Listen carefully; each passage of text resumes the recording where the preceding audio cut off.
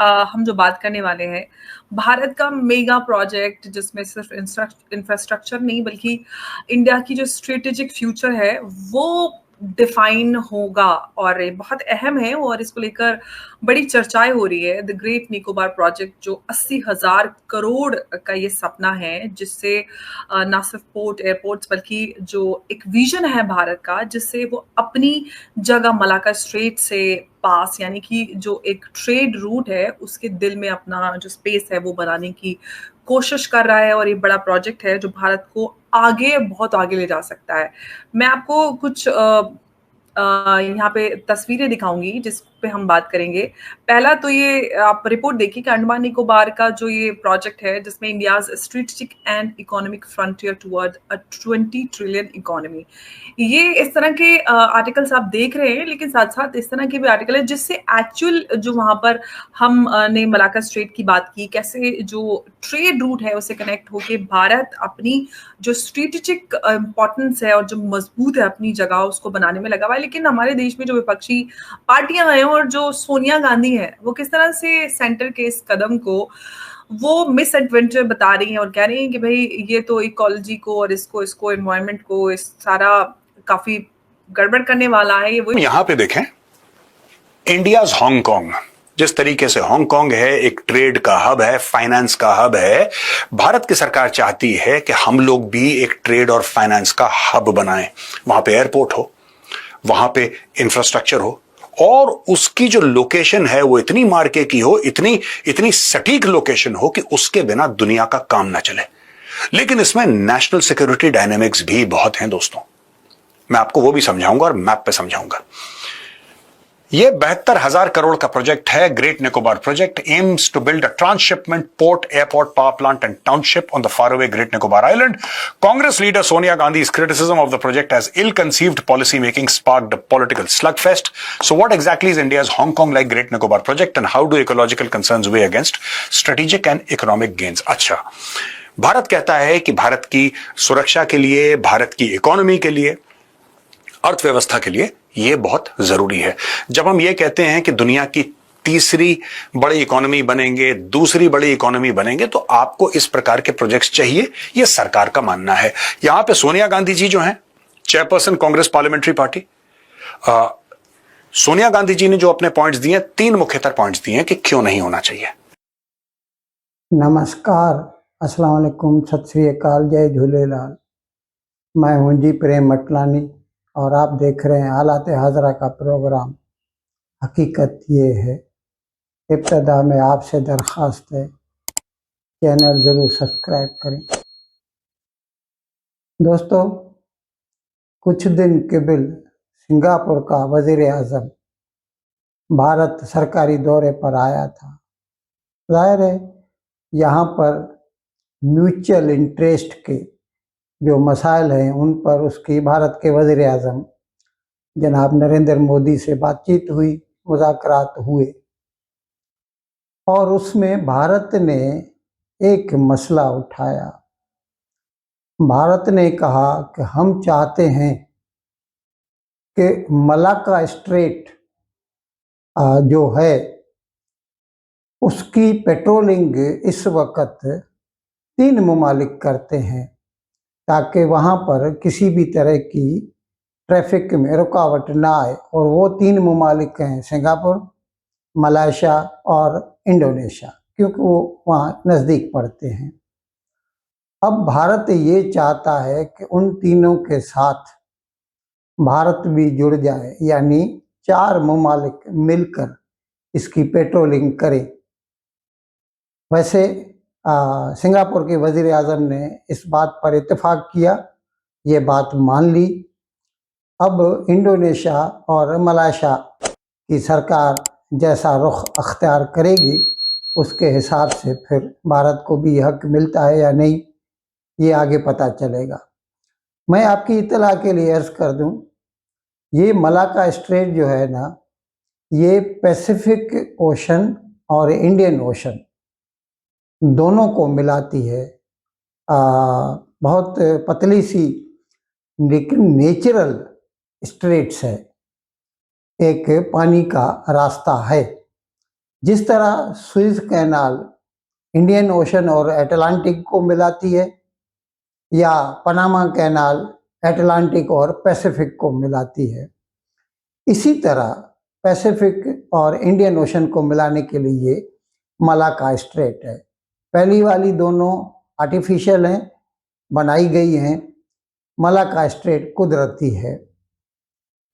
अब east Asia का जो भी माल आता जाता रहता है वो सिर्फ और सिर्फ मलाक्का स्ट्रेट से ही गुजरता है, और इसमें चीन का भी बहुत बड़ा माल रहता है। चीन दुनिया की दूसरी बड़ी इकोनॉमी है, एशिया की नंबर 1 इकोनॉमी है। और दूसरा, चीन इंडियन ओशन में अपनी दादागिरी दिखाता रहता है। इस लिहाज से भारत चाहता है कि मलाक्का स्ट्रेट की पेट्रोलिंग में भारत भी शामिल हो जाए। अब कोई कह सकता है कि भारत को क्या पड़ी है, और भारत तो दूर है वहाँ से। भारत दूर नहीं है, क्योंकि अंडमान निकोबार जो आइलैंड्स हैं, जिसे अंग्रेज़ों के ज़माने में काला पानी कहा जाता था, वहाँ पर वो हिंदुस्तान है। और उसका जो सदर्न मोस्ट टिप है ना, वो सिर्फ 100 किलोमीटर दूर है इंडोनेशिया से।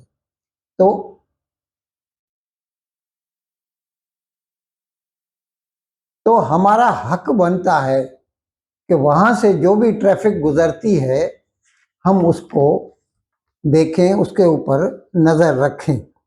अच्छा, अभी भारत जो है वो अंडमान निकोबार को डेवलप कर रहा है, और इसके लिए हमने 72,000 करोड़ के नए मंसूबे बनाए। मैं एक प्रोग्राम कर चुका हूँ 1 साल 1.5 साल पहले। 42,000 करोड़ के लागत से एक बंदरगाह बनाई जा रही है वहाँ पे। डीप वाटर बंदरगाह होगी, जिस तरह विजिंजम में है, या जिस तरह पालघर में अभी नई बम्बई की दूसरी एक बंदरगाह बनाई जा रही है। इसी तरह एक बड़ी बंदरगाह हम अंडमान और निकोबार आइलैंड में बनाने जा रहे हैं। एयरपोर्ट बनाने जा रहे हैं, और उसके साथ साथ उसका टूरिज्म भी डेवलप हो, इसीलिए हम उसको डेवलप करना चाहते हैं। अब उसके खिलाफ कई लोग खड़े हो गए, और ख़ास तौर पर कांग्रेस। सोनिया गांधी ने एक लेटर लिखा कि इससे जो है अंडमान निकोबार की जो इकोलॉजी है बर्बाद हो जाएगी, कई पेड़ ख़त्म हो जाएंगे। तो मेरे भाई, ये तो हमेशा होता ही रहा है। उसके बचाव के लिए अब जैसे ये कानून बना हुआ है, आप 10 पेड़ उखाड़ते हैं तो आपको 100 पेड़ नए लगाने हैं, ताकि आगे चलकर कम से कम वो 10 पेड़ जो है ना, उसका तो रिप्लेसमेंट आ जाए। तो ये जो एनवायरमेंटल कंसर्न्स हैं ये अपनी जगह हैं, लेकिन इसकी वजह से जो है डेवलपमेंट को रोका नहीं जा सकता। और उसको भी छोड़िए, ख़ास बात तो ये है कि चीन से भारत को हमेशा खतरा लाहक रहता है, और भारत वहाँ उसको सिर्फ एक टूरिस्ट डेस्टिनेशन के तौर पर नहीं डेवलप करेगा, एक एयर बेस बनेगा बहुत बड़ा, और वहाँ से किसी भी किस्म का कोई खतरा लाहक होगा तो उससे निपटने के लिए भारत उसके काबिल रहेगा। अच्छा, अभी ये आपको मैं बता दूं, इस वक्त हमारा 40% तेल हम रूस से ले रहे हैं, और ये आपको मैं बता दूं ये यहीं से आ रहा है। व्लादिवोस्तोक, ये भी मैंने एक प्रोग्राम किया था। व्लादिवोस्तोक जो बंदरगाह है रूस की, वहाँ से तेल निकलता है, और साउथ चाइना सी से होके आके ये मलाक्का स्ट्रेट से गुजर के चेन्नई तक आता है, और चेन्नई के बाद फिर पाइपलाइन से पूरे हिंदुस्तान में फैल जाता है वो। तो ऐसा नहीं है कि हमारा वास्ता नहीं है और हमारी सिक्योरिटी या हमारे जो कमर्शियल इंटरेस्ट हैं उन पे असर नहीं पड़ता। अच्छा, अभी मैं आपको ये भी याद दिलाना चाहता हूँ, 1986 में राजीव गांधी प्राइम मिनिस्टर था। 1997 में हांगकांग जो है चीन को वापस होने वाला था, 100 साल की लीज पे था। बर्तानिया को दिया हुआ उस वक्त 100 साल पहले 1897 में चीन ने बर्तानिया को लीज पे दिया था। तो वो 30 जून 97 को वापस चीन को होने वाला था। तो वहाँ के जो सिंधी बिजनेसमैन थे वो चाहते थे कि भारत इस तरह का कोई ड्यूटी फ्री पोर्ट डेवलप करे जिस तरह हांगकांग है, और इसके लिए उन्होंने मशवरा दिया था कि अंडमान को डेवलप किया जा सकता है नए सिरे से। लेकिन आपको तो इल्म है कि भारत के दोस्त कम हैं, दुश्मन ज़्यादा हैं, और राजीव गांधी नया था, उसको सब ने बोला नहीं नहीं ये ठीक नहीं है, ऐसा नहीं है, वैसा नहीं है, हम तो सोशलिस्ट हैं और सोशलिस्ट का मतलब है गरीब हमेशा गरीब ही रहे। तो खैर मतलब राजीव गांधी में इतनी मॉरल करेज नहीं थी कि उनके दलाइल का जवाब दे सकता, और फिर वो बन न सका ड्यूटी फ्री पोर्ट भारत में। अब मोदी है, 11 साल से वो चला आ रहा है वज़ीर आज़म, और मोदी में ये करेज है कि वो किसी भी किस्म की मुखालफत का मुकाबला कर सकता है, भले ही सोनिया गांधी कितने लेटर क्यों न लिखे। ये अंडमान निकोबार को हम हांगकांग बना के ही रहेंगे।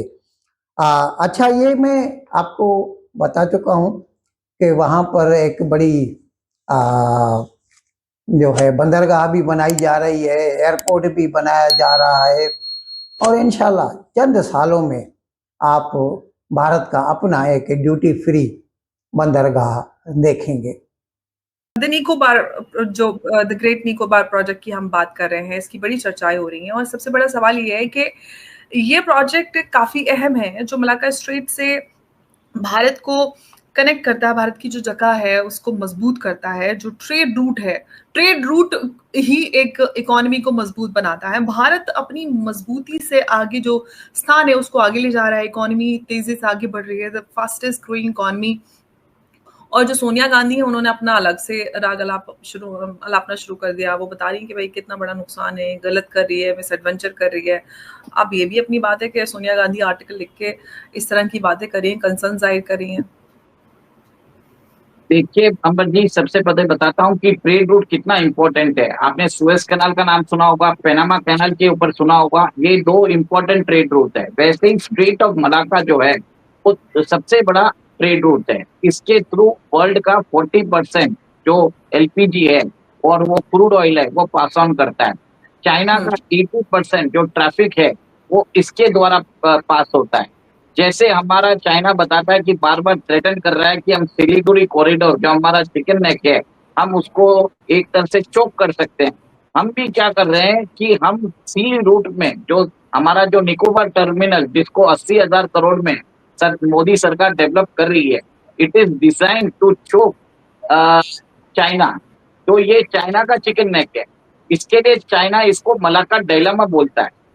और यूपीए की सरकार के दौरान 2008 में एक एग्रीमेंट भी हुआ था between Congress party and CCP, और राजीव गांधी फाउंडेशन में $3 लाख आए थे बताया जाता है।